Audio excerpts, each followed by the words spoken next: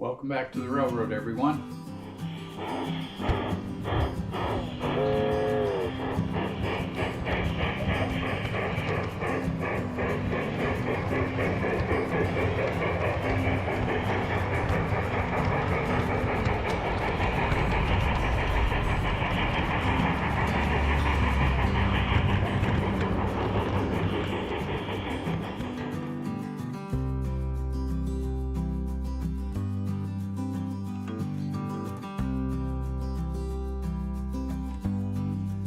Today we're going to be visiting a fellow club member and new friends railroad, the Purdy, Burley, and Olalla Railroad. This is David and Elaine's railroad.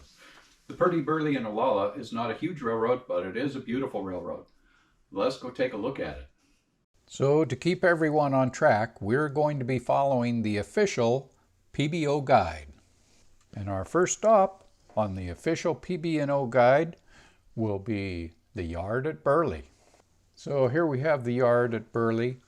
One thing that you'll want to take note of here is that this is the main switching control area for the railroad.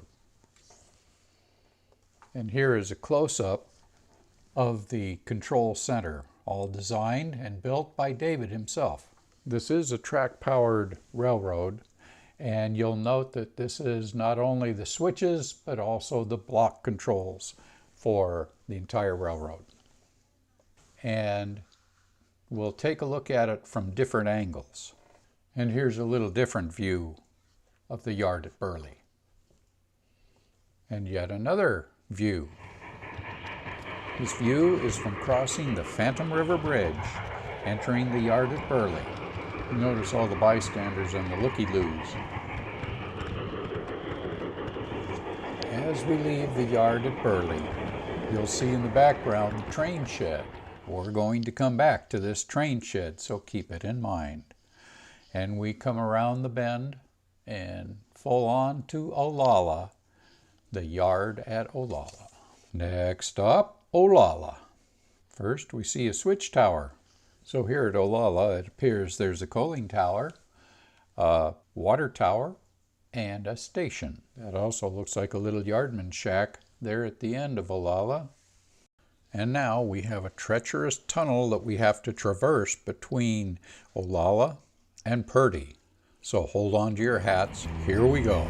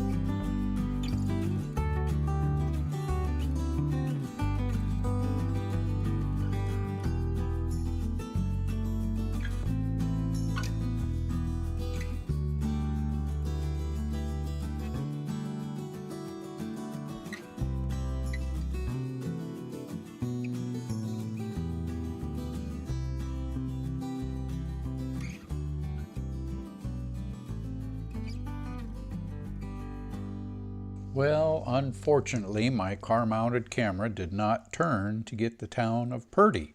So here's a little close-up from another photo. And behind the station, to the left, you'll see the Bethel Burley Hotel. And then to its right, you will see the Purdy National Bank. Hope they don't have any holdups today. You will have to ask David or Elaine what the building to the left of the station is. And just a little further on past Purdy, we come up to the barn with a little farmhouse in the background, and there and their fields growing like mad. I think I even saw a little church in the background. You might have to go back a few seconds to see. You know what? If that's not a church in the background, that might be a little one-room schoolhouse sitting next to the Phantom River. And of course, as we zoom in, we come to the Phantom River Bridge in all of its majesty. And now I think it's time to take a full trip around the PB&O, both in front of a train and then following a train. So get your tickets ready, folks. All aboard!